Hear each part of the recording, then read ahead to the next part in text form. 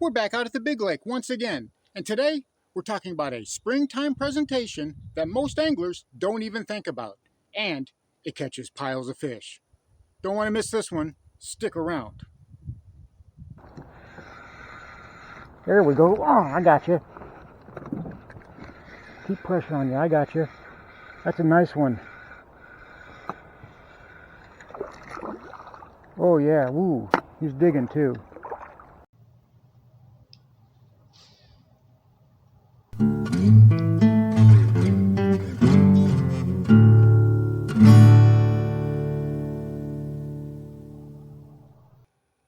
And here is this video's featured comment.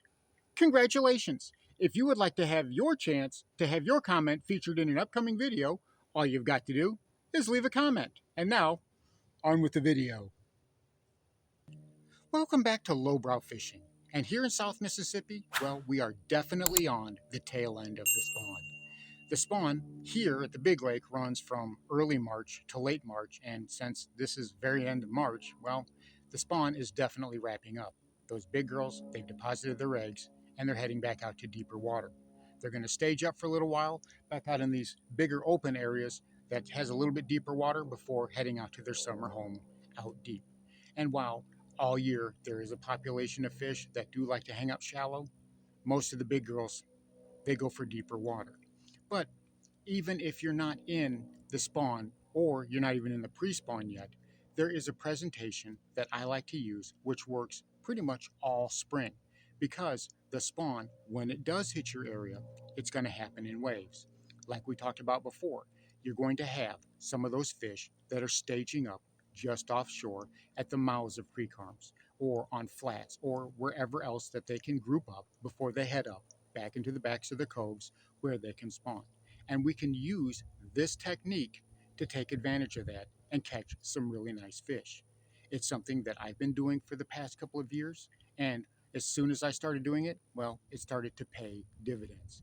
And it's pretty easy. It's just a 1-2 punch, but it's something that a lot of guys, well, they don't really think about it, even though it's pretty obvious. Let me show you what I'm talking about. Now, some guys, well, they're going to get it right off of the bat. Other guys, you're going to look at me like I'm crazy, like I don't know what I'm talking about. But trust me on this. This works, especially in this time of year. Now, what am I talking about? This guy right here. This is a suspending jerkbait. This is a Rapala, and this is that clown color. Now, it works out here really well, that gold flash, because we've got a little bit of murk in the water.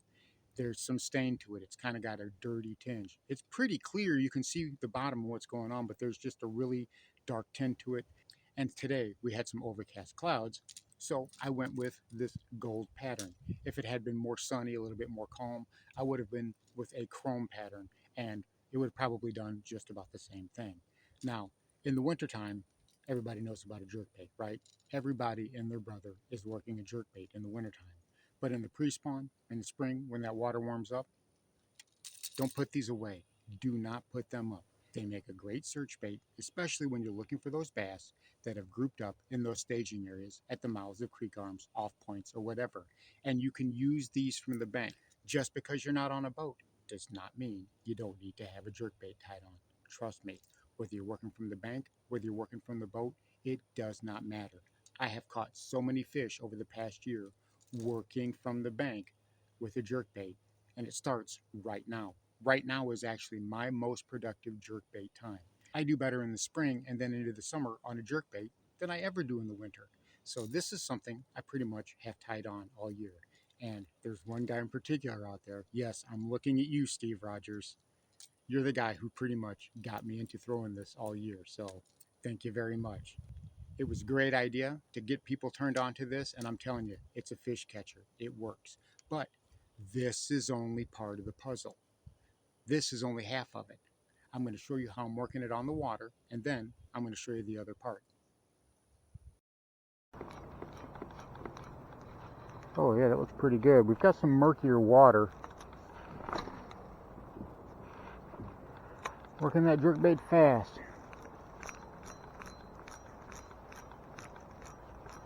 When that water warms up, those fish get a little bit more active. This is how I like to work the jerkbait. Works quite well actually for most of this. Kind of wind it down to the depth we want and then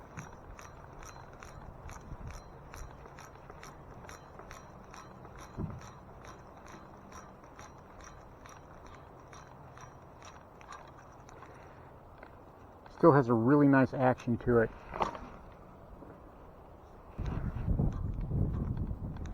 And I'm still trying to pop it on slack line. I know that sounds funny, but I'm still trying to give it a little bit of a pop on slack line. Wind her down.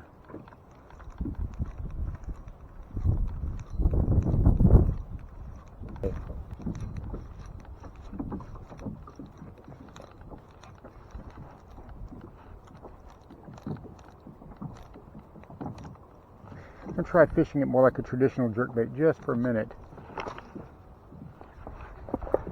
Trying to do the old traditional jerkbait style, right? Just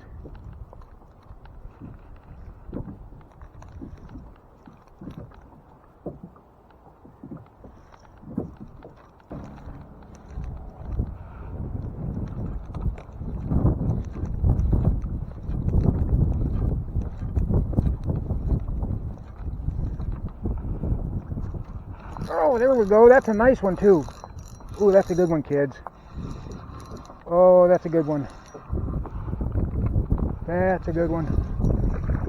Oh, I foul hooked him, no wonder. Okay. Alright. It's a good 2-pound bass right there. Something really nasty happened to him there. Something tried to get a hold of him. I'm hoping his eye is okay. But nice little good little fish. He kind of went for it funny. But good fish nonetheless. Nonetheless. We'll let him go. Okay, I'm recording. Alright. There you go, little dude. Alright. The spring bait a lot of guys forget about.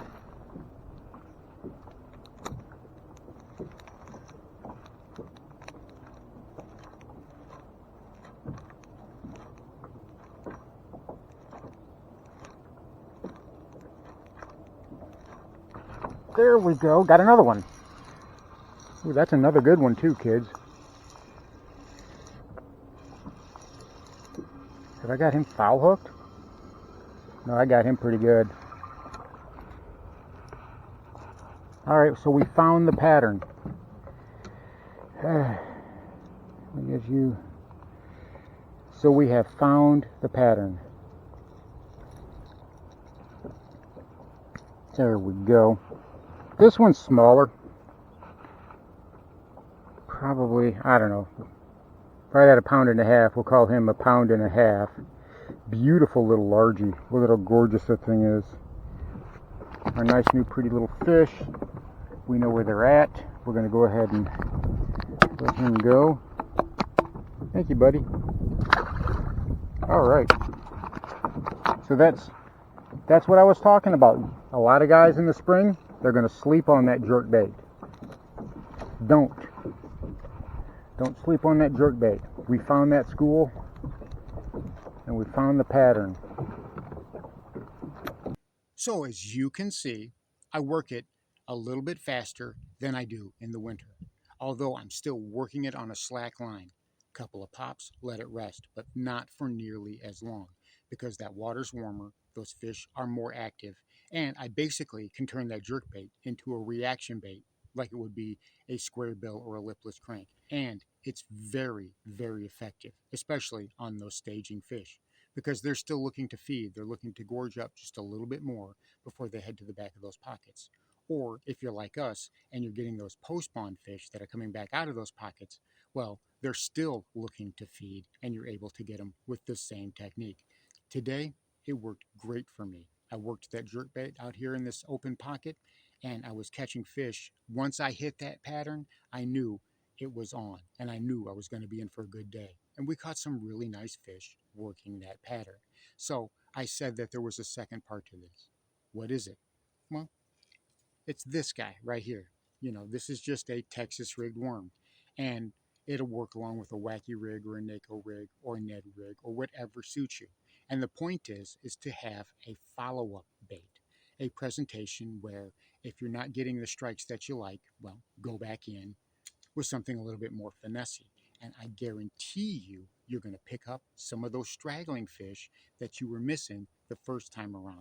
If they're slapping at it, if they're not quite committing to what it is that you're throwing or the jerkbait, how you're working it, you can change how you work the jerkbait, sure, but a lot of times it pays to have a follow-up presentation. Go back in with something a little bit more finessey, work that area where you got that bite just a little bit longer, and see if you can pick that fish up. And a lot of times you'd be surprised you can get it to bite again, because if it bit the jerkbait, a lot of times they're in active feeding mode or they're in active reaction mode, okay? So it's an effective way to give yourself a 1-2 punch. You're not stuck with just one thing, but at the same time, you don't have to have everything in your tackle box tied up and put on your deck or have all these rods around you on the bank. You can keep it to just 2 rods because, as we talked about before, we like to keep things simple. So that gives you a jerk bait to work as a search bait, it worked as a reaction bait, or whatever, and then you can come back behind it with a worm with a finesse presentation. In my case, I worked the NACO rig, or I'm working a weightless Texas rig, and that's what's working for me. For you, a Ned rig may work, or even a finesse jig or a bitsy bug. Those are great presentations. But the point is to have a slower, more finesse style presentation to come right back behind it to pick up some of those lingering bass, some of those more hesitant bass. And you'll find that you'll be catching way more fish than you thought you could. So miss the bite, don't get flustered with it, come right back behind it.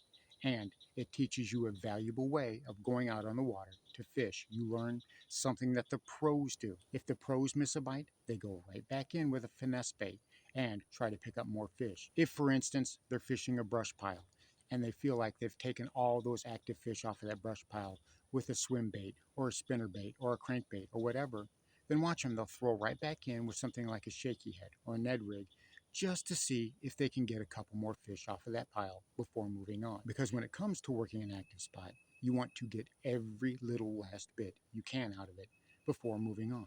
Because who knows how long it's going to be before you find another active spot, especially if you're working from the bank or you don't have electronics. So I kind of want to set up in, oops, come on, get off of the, kind of set up in this area here just a little bit.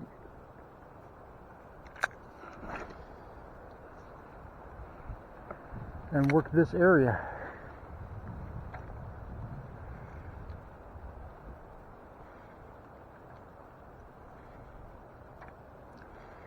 And we can work the middle with a jerk bait. It's kind of what I'm thinking too.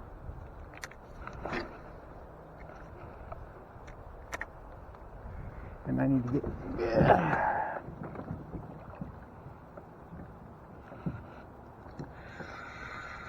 there we go. Oh, I got you. Keep pressure on you. I got you. That's a nice one. Oh yeah, woo. He's digging too.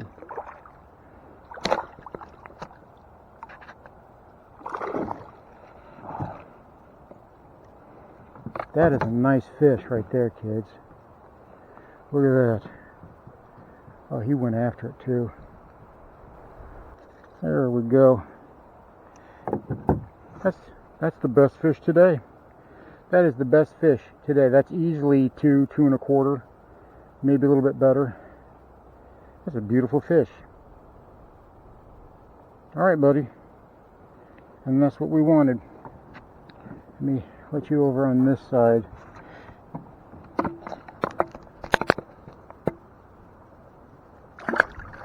All right. And that's what's important. That is what's important, is a lot of times when you get one pattern, it's always good to have a follow-up pattern. So there you have it. when you head out to the water for the pre-spawn, the spawn, or even the post-spawn, make sure that you've got a 1-2 punch. I highly suggest working that jerkbait and working it a little bit faster. And then following it up with some type of finesse bait, a worm, a jig, or whatever. And you will be surprised at how many more fish you can pick up. Plus, you'll be throwing something different than what the other guys are. Thanks for watching Lowbrow Fishing. We'll catch you in the next one.